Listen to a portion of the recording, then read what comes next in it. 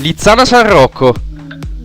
La formazione di casa ha concluso 3 punti avanti rispetto al San Rocco, ma gli ospiti hanno vinto entrambi gli scontri diretti, di cui uno proprio la scorsa domenica.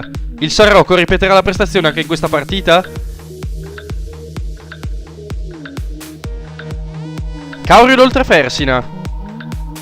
In campionato le squadre hanno dato vita a delle partite ad alto livello, ma ora una sola uscirà vincente da questo scontro diretto. 90 minuti da giocare al massimo. Chi sarà più determinato per prevalere?